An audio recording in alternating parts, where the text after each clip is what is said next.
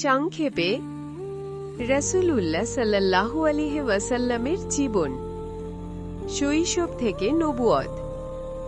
নবীর জীবনকে আমরা প্রধান দুটি ভাগে ভাগ করে নেব: মক্কি জীবন ও মাদানী জীবন। মক্কায় তার জন্ম, বৃদ্ধি ও নবুয়ত লাভ, এবং মদিনায় তার হিজরত, ইসলামের বাস্তবায়ন ও ওয়াফাত লাভ।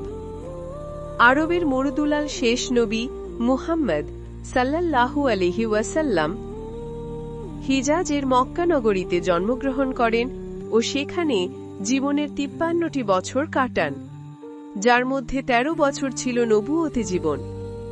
অতঃপর তিনি মদিনায় হিজরত করেন ও সেখানে জীবনের বাকি ১০ বছর কাটান। অতঃপর সেখানে ৬৩ বছর বয়সে মৃত্যুবরণ করেন। বুখারী হাদিস বই ৩৯০২, মুসলিম হাদিস বই ২৩৫১, মিশকাত হাদিস বই ৫৮৩৭। পরবর্তী পাঠ পেতে সাবস্ক্রাইব ফলো করে রাখুন।